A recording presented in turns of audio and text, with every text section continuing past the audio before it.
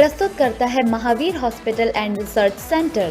न्यूनतम खर्च में सभी प्रकार के ऑपरेशन व इलाज की सुविधा।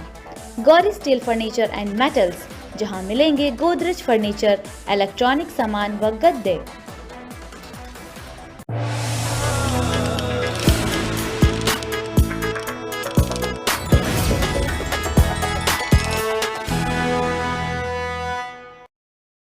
नमस्कार, इसके मीडिया में आपका स्वागत है और मैं हूं आपके साथ कपिल चौहान। आप देख रहे हैं मेरा गांव मेरा शहर। चोमेला आलोट रोड पर एक हादसे में बाइक सवार की मौत हो गई, वहीं साइकिल सवार गंभीर घायल हो गया।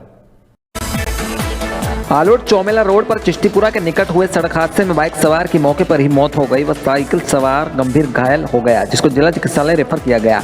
एएसआई त्रिलोक चंद ने बताया कि थाने पर देर शाम आलोट रोड पर एक्सीडेंट की सूचना मिली।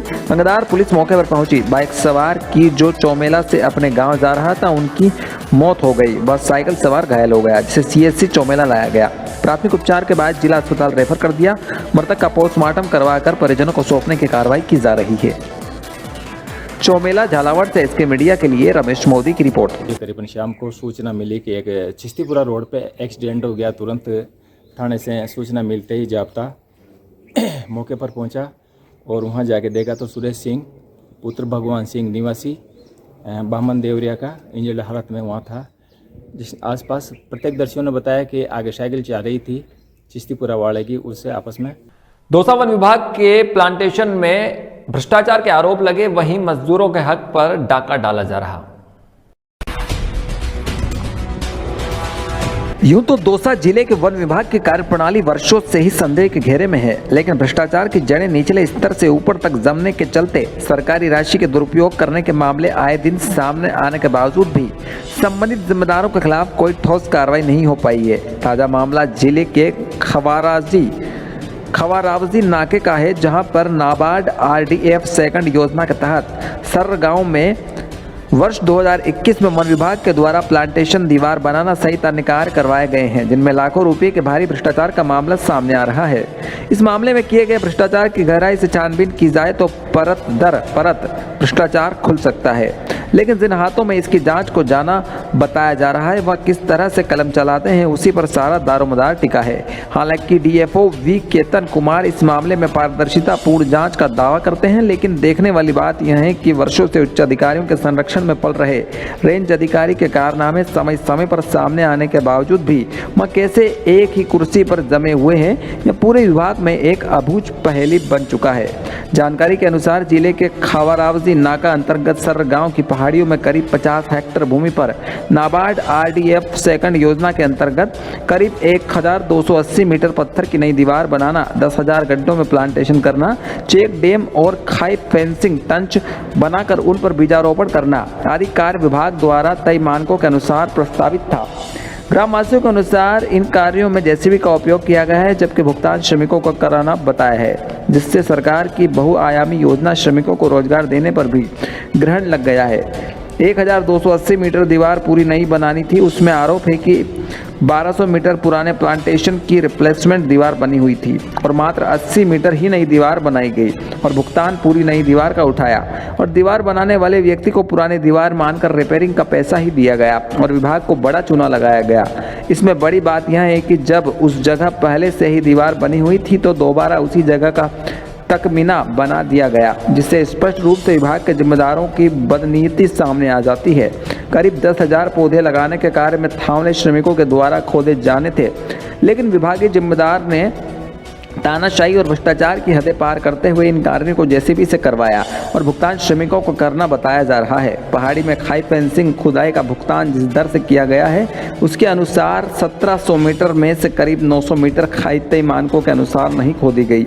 बताया जा रहा है कि वन विभाग के द्वारा कराए जाने वाले इन मानकों में एक वन सुरक्षा समिति भी बनाई गई है और उसके मार्फत ही सारा भुगतान किया जा रहा है, लेकिन इसमें भी झोल यह है कि वन सुरक्षा समिति के पदाधिकारियों को सरकार की राशि के दुरुपयोग करने की पूरी जानकारी नहीं होती है, जिसके चलते सीधे सीधे गबन पर कोई रोक लग नहीं सकती।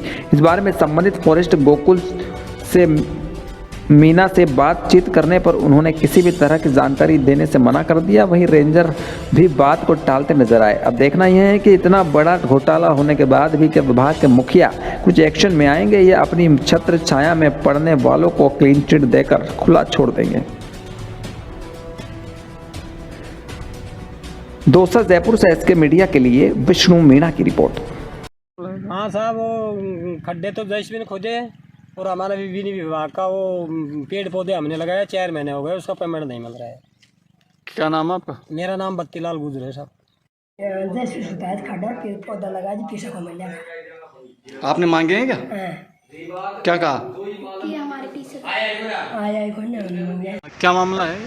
जी सर, वन नाटक खौरावली तहसील नांगलराज वतन ग्राम सर में 50 हेक्टर RDF सेकंड नाबार्ड का विभाग द्वारा काम करवाया गया, जिसमें 1280 मीटर दीवार इन्होंने नई चार्ज की गई है, बल्कि उस दीवार का कार्य 6 महीने करवाया गया था। उसमें हमको रिप्लेसमेंट का भुगतान किया गया, मेंटेनेंस का 130 रुपये मीटर के हिसाब से। बाकी इन्होंने खवाना नाका अंतर्गत सर में जो प्लांटेशन हुई है उसमें काफ़ी गड़बड़ियाँ सामने आ रही है, क्या कहना चाहोगे? गड़बड़ियाँ जो आई है, मेरे पास एक शिकायत आई है, तो उसकी जांच हम नियमानुसार हमारे सहायक वन संरक्षक हैं उनसे जांच करवा के, निष्पक्ष जांच करवा के, अगर उसमें वाकई में कुछ गड़बड़ी है तो फिर नियमानुसार कार्रवाई करेंगे। मैन पावर की बजाय JCB से काम करवाया गया है? नहीं, उसमें हमारे पास दोनों प्रोविज़न है, मशीन का भी और लेबर का। दौसा में ऑन जॉब ट्रेनिंग में मेकअप की दी जानकारियां। राजकीय उच्च माध्यमिक विद्यालय कुंडल में संचालित व्यावसायिक शिक्षा के अंतर्गत कक्षा 11 व 12 में अध्ययनरत विद्यार्थियों को ऑन जॉब ट्रेनिंग और जेटी का शीतकालीन अवकाश ने कौशल मित्र अनुभाग कसोटिया द्वारा ब्यूटी एंड वेलनेस की छात्राओं को बिल्लू मेकअप स्टूडियो व RV मेकअप स्टूडियो दौसा का भ्रमण करवाया। इसमें पहले दिन विद्यार्थियों को मेकअप ब्यूटी पार्लर की जानकारी के बारे में बताया। व्यावसायिक शिक्षा कौशल मित्र ने बताया कि भारत सरकार द्वारा कक्षा 11 में 5 दिवसीय व कक्षा 12 में 10 दिवसीय ऑनलाइन जॉब ट्रेनिंग शीतकाल अवकाश में करवाने का प्रावधान है, जिसके तहत यह भ्रमण करवाया गया था। आज बालिकाओं ने संस्था प्रधान को जानकारी दी कि उन्होंने मेकअप स्टूडियो से ब्यूटी पार्लर की बारीकी जानने का मौका मिला। छात्रा पूजा बेरवा व अंजलि बेरवा ने आज अपनी सहपाठियों का मेकअप कर उन्हें मेकअप करना सिखाया। प्रधानाचार्य वंदना मीना ने कौशल मित्र अनुभा कसोटिया व छात्राओं की प्रशंसा की। दौसा जयपुर से एसके मीडिया के लिए विष्णु मीणा की रिपोर्ट। आवर में बिजली केबल के ट्रक में उलझकर पोल गिर गया, वहीं खुली जो है झूलती केबलें हादसों को न्योता दे रही है। आवर कस्बे में बस स्टैंड पर खुलती बिजली की केबल ट्रक में उलझी, जिससे बिजली का पोल ही गिर पड़ा। गनीमत रही कि टूटा पोल नीचे लगी टीन शेड पर होता हुआ चाय की थड़ी पर गिरा। हादसे के समय यहां कई लोग मौजूद थे, लेकिन गनीमत रही कि कोई हताहत नहीं हुआ। प्रत्यक्षदर्शियों के अनुसार पगारिया की ओर से आ रहे ट्रक के केबिन में झूलती हुई केबल फंस गई। इसका चालक को पता नहीं चला। जब तक मौजूद लोग ट्रक को रुकवाते, अचानक ही बिजली का पोल भरभरा कर टूट गया। लोगों ने बताया कि हादसे के समय बिजली नहीं आ रही थी, नहीं तो बड़ा हादसा हो जाता। स्थानीय लोगों ने बताया कि आम रास्तों पर झूल रही बिजली की केबलों के कारण कभी भी बड़ी दुर्घटना हो सकती है। वहीं कस्बे में लगे कई बिजली के पोल भी जर्जर हालत में हैं, जो कि हादसों को निमंत्रण दे रहे हैं। आवर झालावाड़ से एसके मीडिया के लिए मनोज जैन की रिपोर्ट। नवागढ़ DYSP प्रेम चौधरी ने कंजर डेरों की ली बैठक। नवनियुक्त पुलिस उपाधीक्षक प्रेम कुमार चौधरी ने गंगधार व उन्हेल थाना क्षेत्र के कंजर डेरों के प्रमुख के साथ बैठक की। पुलिस उपाधीक्षक ने बताया कि बैठक का उद्देश्य कंजर समुदाय की समस्याओं को जानना व उनके कल्याण के लिए राज्य सरकार द्वारा चलाई जा रही योजनाओं की जानकारी लेना है कि वह योजनाओं का वे लाभ उठा पा रहे हैं या नहीं। इसके अलावा बैठक में पुलिस उपाधीक्षक ने समुदाय के पटेलों को बच्चों को शिक्षा दिलाने की अपील की। उन्होंने कहा कि शिक्षा के द्वारा अपने बच्चों का जीवन स्तर व भविष्य सुधारने का प्रयत्न करें व आपराधिक गतिविधियों को छोड़कर विकास की मुख्य धारा से जुड़े। उन्होंने कहा कि सरकार आपके बच्चों को छात्रवृत्ति दे रही है, छात्रावास खोल रखे हैं। बच्चों को शिक्षा से जोड़ें व उनको आपराधिक गतिविधियों और पुश्तैनी धंधा चोरी चकारी से दूर रखें। आपके स्कूल में पढ़ रहे बच्चों से भी भेंट कर उनको शिक्षा के प्रति जागरूक करूंगा। बैठक में कंजर पंच पटेलों ने भी अपनी समस्याओं से उनको अवगत करवाया। चौमेला से एसके मीडिया के लिए रमेश मोदी की रिपोर्ट। पेयजल समस्या को लेकर जिला उपाध्यक्ष राजेश गुप्ता ने शासन सचिव पृथ्वीराज सांकला से की भेंट।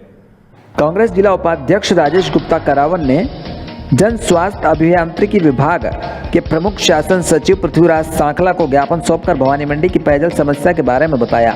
लिखे पत्र में गुप्ता ने बताया कि भवानी मंडी नगर में पेयजल की आपूर्ति समीप के ही पिपलाद बांध योजना से हो रही है, परंतु इस बांध में भवानी मंडी नगर के औद्योगिक क्षेत्रों व गंदे नालों का अपशिष्ट पानी व पदार्थ भी मिलता है। इस कारण भवानी मंडी शहर में नागरिकों को चर्म रोग फैल रहा, साथ ही पीने का स्वच्छ जल भी पर्याप्त रूप से नहीं मिल रहा।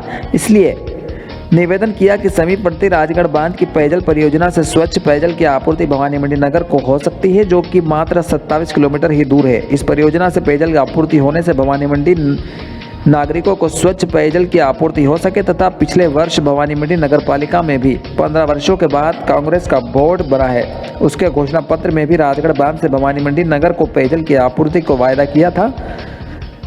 वहीं अगर भवानी मंडी नगर को राजगढ़ बांध से पेयजल आपूर्ति योजना को मंजूरी मिल जाती है तो समस्त नगरवासियों के साथ ही कांग्रेस के कार्यकर्ताओं के लिए ऐतिहासिक उपलब्धि होगी।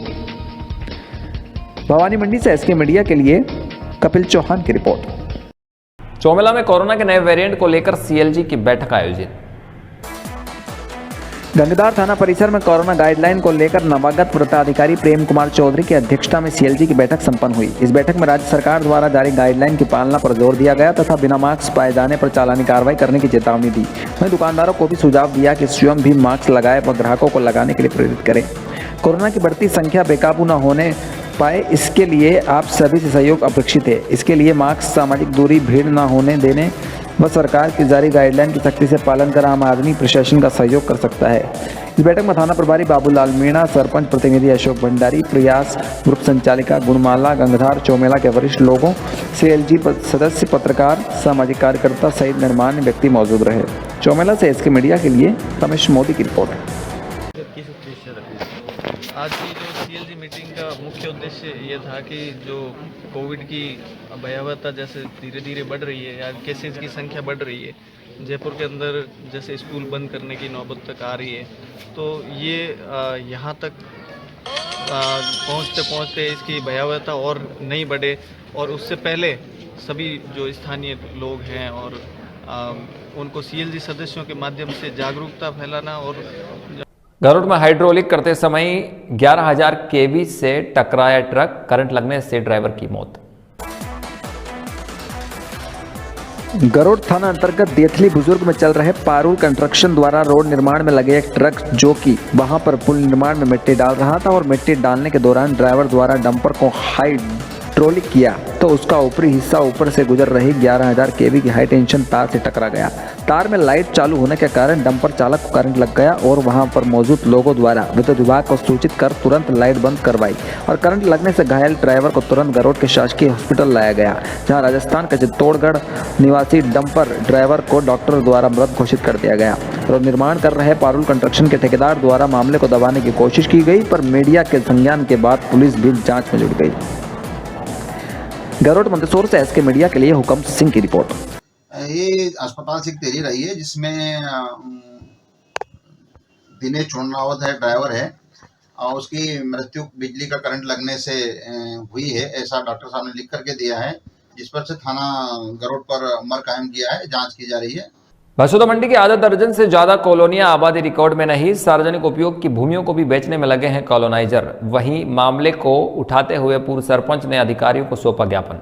लेकिन आगे दिक्कत आई, ये 15-30 प्लाट बेचने के लिए छोड़ रहे थे। आज से लगभग 22 साल पहले बसोदा मंडी में काटी गई आधा दर्जन से ज्यादा कॉलोनियां अपने विकास के आंसू बहा रही है। कॉलोनाइजरों व अधिकारियों की अनदेखी के चलते आज तक इन कॉलोनियों का ना तो मूलभूत व आंतरिक रूप से पूर्ण विकास हो पाया और ना ही अब तक आबादी में कोई कागजी रिकॉर्ड है। उसी को लेकर पूर्व सरपंच श्याम गुर्जर ने मामले को उठाते हुए बताया कि इन अविकसित कॉलोनियों को डेवलपमेंट के चलते शासन को हैंडओवर नहीं करवाया, जिससे आज ये कॉलोनाइजरों के नाम बोल रही है और रेवेन्यू में दर्ज है, जिसके कारण आपसी सांठगांठ से कॉलोनाइजर कॉलोनी के सभी प्लाट बेच चुके हैं। अब बची हुई गरीबों के हक की स्लम एरिया व सार्वजनिक उपयोग की भूमि को ठिकाने लगाने में लगे हैं। कॉलोनाइजरों से सस्ते दामों में सौदा कर आम जनता को औने पौने दामों में बेचकर भोली भाली जनता को मूर्ख बनाया जा रहा है, जिस पर पूर्व सरपंच श्याम गुर्जर ने आज जिला कलेक्टर के नाम एसडीएम व तहसीलदार को ज्ञापन भी सौंपा, जिसमें इन छोड़ी गई भूमियों के बेचने के विरुद्ध में कार्रवाई करते हुए कॉलोनाइजरों के खिलाफ एफआईआर दर्ज कर राजसात करने की मांग की है। बसोदा मंडी से एसके मीडिया के लिए ब्यूरो रिपोर्ट कपिल चौहान। हम सर्वप्रथम तो ये जो राजस्व के रिकॉर्ड में है इसको हम आबादी में लेंगे। आबादी के बाद जो भी रिकॉर्ड में है टीएमसी से जो प्लाट हैं उन्हीं को हम भवन निर्माण की नामांतरण करने के पश्चात उनको ही निर्माण स्वीकृति देंगे, बाकी किसी को नहीं देंगे। और ये थे आज के मुख्य समाचार। कल फिर मिलेंगे इसी वक्त इसी बुलेटिन में। तब तक के लिए बने रहिए एसके मीडिया के साथ।